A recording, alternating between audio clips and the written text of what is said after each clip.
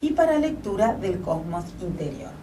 Bueno, desde el año 80 que vengo explicando en diversos medios lo que es las almas gemelas.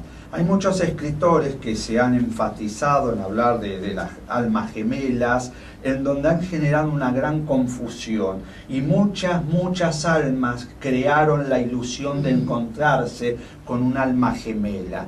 Y entonces cuando tenían empatía en algunos aspectos con otra persona, ya estaban ilusionadas, esa es el alma gemela. Por lo tanto, yo he conocido personas que encontraron en sus vidas, personas de renombre que hoy no voy a dar, que encontraron en su vida 14 almas gemelas, qué maravilloso, pero cada vez que encontraban su alma gemela, estaban un año y después se rompía la gemelidad y estaban en busca de una nueva alma gemela. No hay que inventarse ilusiones. El término alma gemela corresponde justamente al encuentro de dos almas que salieron del espíritu de la mónada a un mismo tiempo-espacio y que por distintas circunstancias siente esa unidad del viaje y traen el recuerdo de la unidad del viaje, pero una puede nacer en China y la otra puede nacer en Perú. Por lo tanto, esta diferencia de comprender lo que es un alma gemela, que en la mayoría, en su ilusión, desde su personalidad, hablan de alma sin saber qué es el alma. Por lo tanto, están queriendo desde su personalidad encontrar a alguien empático, pero personalmente, claro, no álmicamente, porque cuando dos almas gemelas se encuentran en verdad, no existe nunca más separatividad. ¿Por qué? Porque no hay ninguna condición social humana que genere separatividad a esas dos almas que se encontraron. Por lo tanto, la mayoría de las personas que dicen haber encontrado su alma gemela y al año, a los 2 años, a los 3 años, la dejaron o se rompió la situación, se han inventado una ilusión. Esta ilusión generada por algunos autores de libros o canalizadores que no han tenido en su mente claro el mensaje de lo superior. Entonces, encontrar el alma gemela no es encontrarla en la Tierra, porque seguramente en la Tierra no se encontrará, excepto raras excepciones, porque seguramente va a llamar a alguien a decirnos, pero yo hace 50 años que vivo con mi esposo o con mi esposa y considero que es mi alma gemela. Bueno, puede ser que se dé alguna situación, pero digamos, es el 0,1% dentro de la humanidad, o sea, no estamos hablando para ese 0,1%, sino que le estamos hablando a la mayoría que vive en la ilusión y que vive sufriendo por esa ilusión. O cuando vivimos solamente con la conciencia individual de la personalidad y lo confundimos con la media naranja. Claro, también. Amán, muchas personas hablan de culpas o sienten culpas. Desde el punto de vista espiritual, ¿qué dirías? Bueno, en principio la culpa está generada por, que me disculpen el término las personas que por ahí me escuchan y se ofenden, porque a veces hay personas que se ofenden y lo toman como agresivo un término determinado, y a veces no encuentro las palabras lo suficientemente claras. Por eso les pido que por favor no se conecten desde la personalidad para sentir culpa, perdón, no, yo voy a hablar de la culpa, para sentir, digamos, una molestia, exacto. Sucede que las personas que sienten culpas y viven con culpa es porque tienen ignorancia de ciertos aspectos de la vida eterna.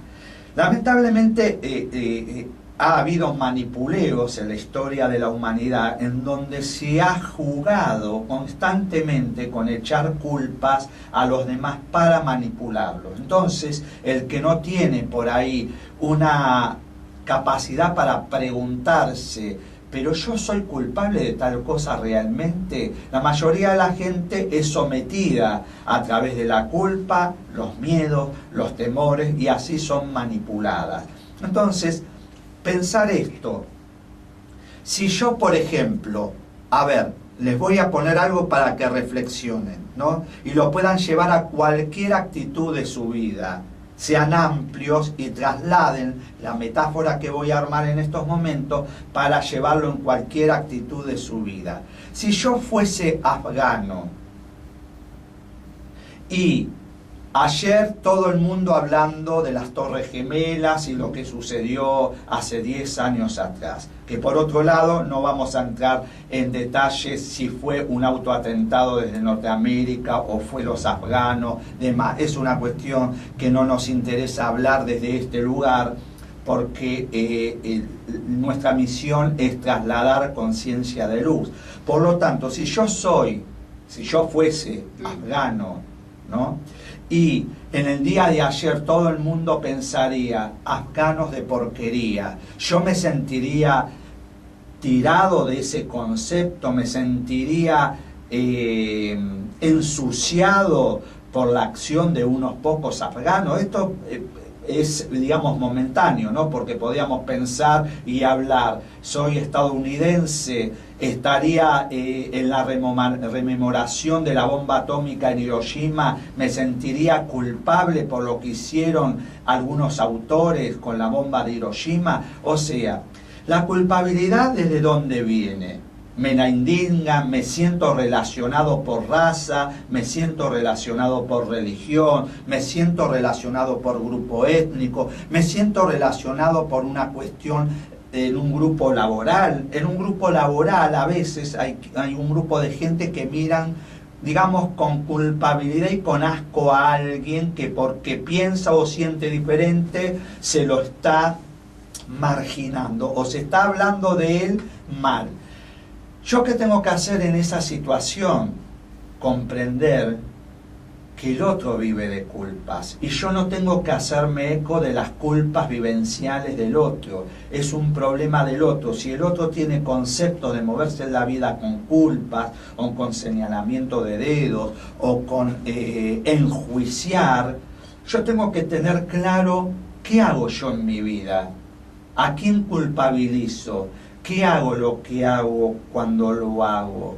¿Estoy manejándome hacia la apertura de conciencia pura? Si es así, ninguna culpa me tiene que manchar, ninguna palabra de nadie me tiene que ensuciar. Yo no me tengo que hacer eco absoluto de las palabras oscuras o de las miradas oscuras o de los pensamientos oscuros o de emociones oscuras que puedan generar o co-crear otros, porque en definitiva, si yo me sintonizo, algo de verdad hay, de manera que yo me tengo que sintonizar con qué, con aquello que estoy trabajando, con aquello que creo de superior en mí, no de superior por superior en los demás, sino de aquello puro del espíritu, del alma que veníamos hablando, manifestándose en mi vida. De Jesús mismo hablaron mal y creyeron mal. Sin embargo, él mantenía su conciencia como eje hacia el Padre Celestial.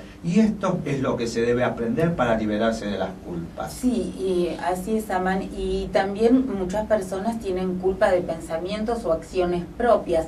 En realidad no son culpas, son errores que uno con un verdadero trabajo puede sanar y transmutar. Así es, sí. A veces sucede esto que decís muy claramente en tu reflexión, que las culpas propias se necesita poner en otros porque sus errores no quieren ser vistos y no quieren ser modificados.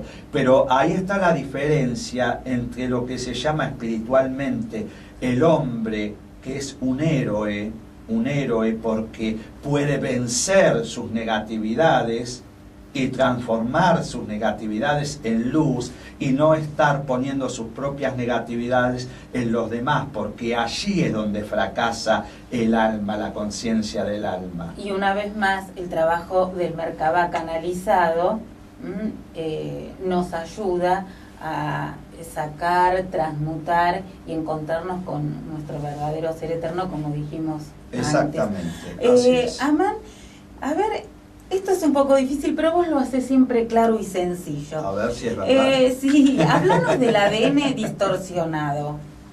Y del ADN distorsionado y cómo trabaja el Merkabah con ese ADN distorsionado.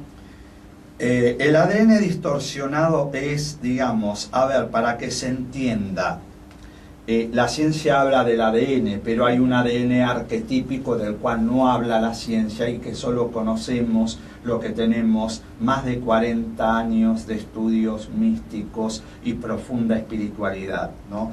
Que hay una gran diferencia entre el ADN arquetípico y el ADN científico a través de los estudios que realiza la ciencia. Y está que la ciencia, el ADN que reconoce, que además está, digamos, limitado porque hay un montón de núcleos que están aparentemente inhabilitados, o por lo menos la ciencia no los puede comprender o relacionar, es que justamente el ADN distorsionado es el que genera enfermedad en nuestro cuerpo.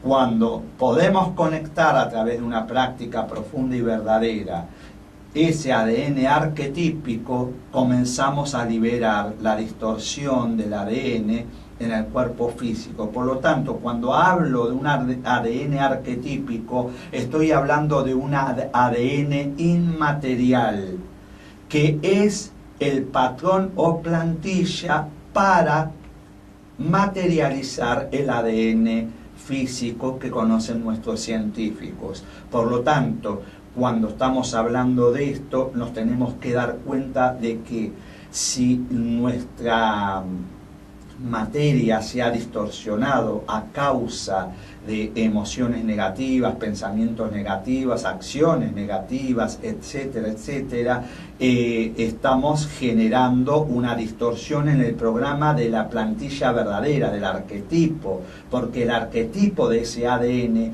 trae pureza, sabiduría, amor, armonía, paz. O sea, todo eso que conocemos en conceptos de palabras son verdades muy profundas e inmateriales que vienen desde nuestra plantilla original inmaterial.